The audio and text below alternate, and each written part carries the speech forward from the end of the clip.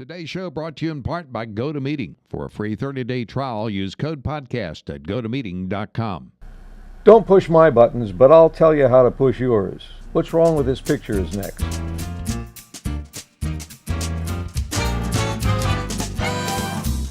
Hey, welcome to episode 111 of What's Wrong with This Picture with the host, Dennis Guillaume. Dennis, so what have you got today?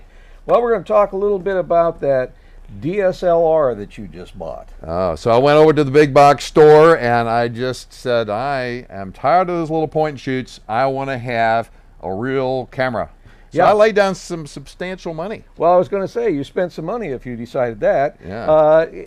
Although it doesn't have to be a ton of money, you're going to have spent a fair amount. Yeah, you $600-800 at least, right? In that neighborhood. Yeah. And as a result, you want to be able to take advantage of the features and the benefits that come with owning such a capable Since camera. I was buying on price and I went to a big box store, I didn't get a lot of training. I didn't get a lot of assistance from the people behind the counter. They just asked for my card and that was it. Well, right. And so what you did get, though, in the book was the manual.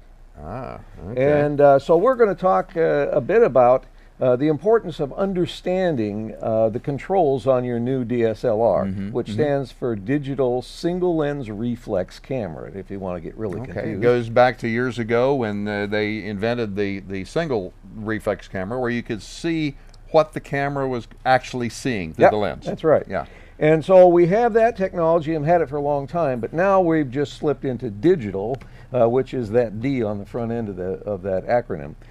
In any case, we're going to talk about how to understand those controls and what they might be for and why you'd want to use them and know how. Okay, well let's take a look here, and there's a lot of abbreviations. Some of them look familiar from years gone by with conventional film cameras. Others are like totally different. Why did they change?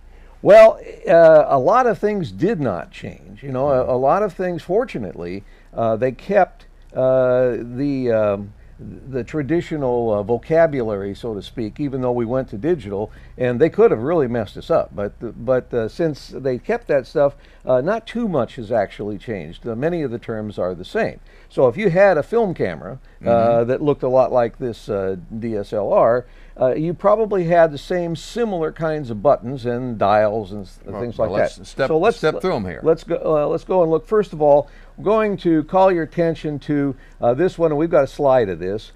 This button right here, which is either going to be on the left side of your camera or on the right side, and that just depends on the maker and the model, Right. but it's going to be there. Okay. And on that button are some letters, abbreviations. And to begin with, if we look at them, the first thing you see on there at one end of these things is a green box.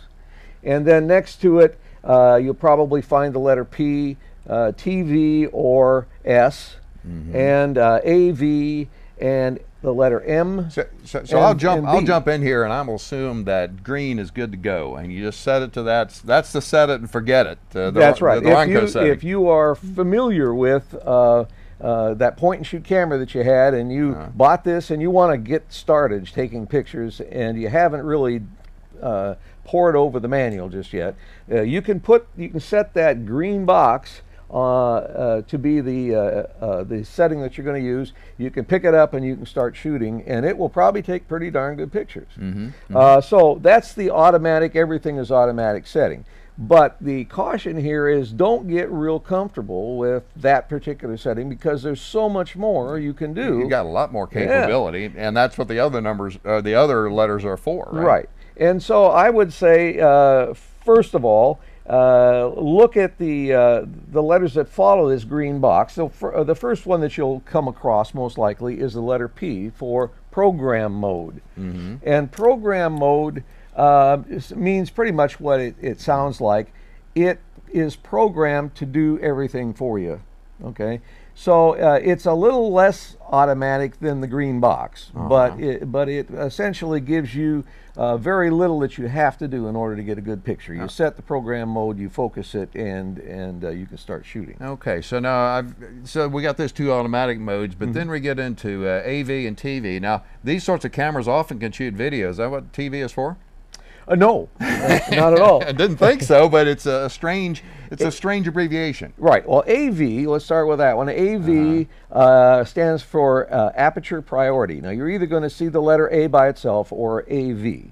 And aperture priority means that the priority is set on your being able to set the aperture wherever you want. That's the opening in the lens to let in more light or less light depending on how you set it. And so you have control of that. But what that particular setting means is the camera will take care of everything else. So if you set the aperture where you want it, then the shutter speed and all the other things that are important to getting a good picture will be set for you automatically. Right. If you go down below that, you'll go to S, or also the letters TV. S means shutter priority, and on some cameras like Canon, for example, they've elected to use a different abbreviation, TV. So it's just a manufacturer's convention. Right. Then. Yeah. Shutter priority and TV mean exactly the same thing. TV stands literally for time value. And so if you're going to want to be able to vary the shutter speed, then you always choose S or TV. That means you can continue to choose what the shutter speed is going to be, but at the same time, all the other settings will be done for you automatically. Yeah. Well, a lot of capability in a camera or instrument of this type. We're going to be back in just a moment. We'll learn about the mysterious bulb. Hey, Gabe, want to go for a walk? Gabe?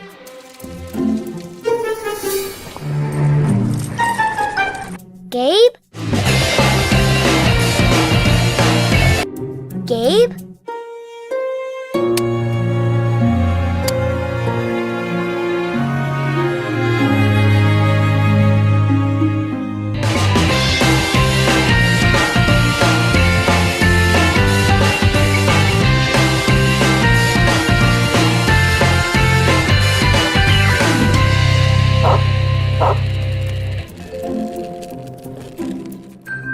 Hey, buddy, you lost? Hold on. If your pet is the adventuresome type, be sure he's connected to Pet Hub. A quick scan using any smartphone shares your pet's vital information, so that even his wildest escapades have a happy ending. Pet Hub, reuniting pets with their families. Come on, Gabe, let's go home.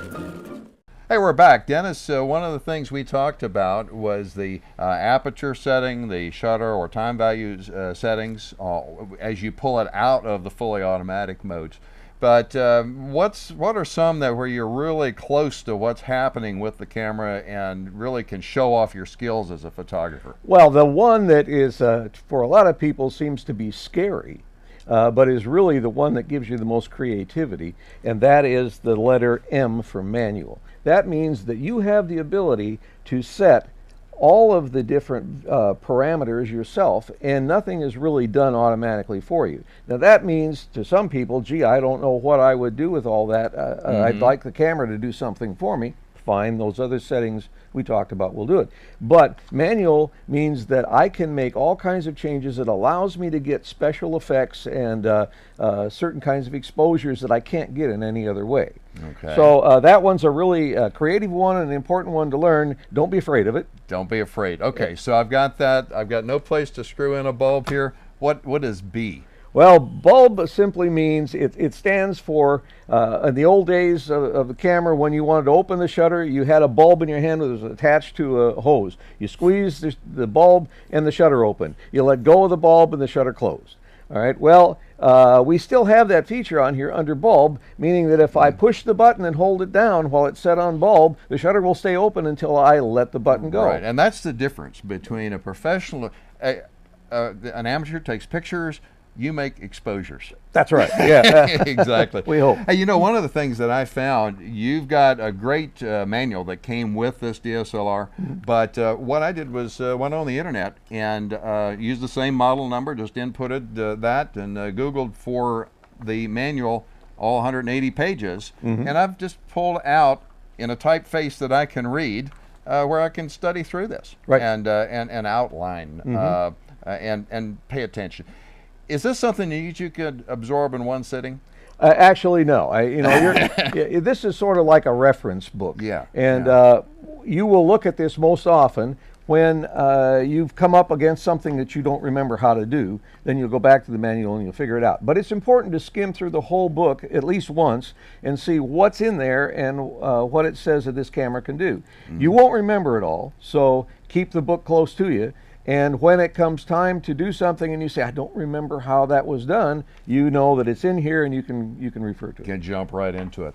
Okay, stay tuned. On next week's show, we're going to be looking at outdoor photography and how to plan your trip. A couple of other notes. What's Wrong with This Picture has a board, a Pinterest board at RVNN TV, so take a look at that. You can circle us on Google+, give us a thumbs up on Facebook, and follow us on Twitter. Dennis, thanks very much. This has been What's Wrong with This Picture.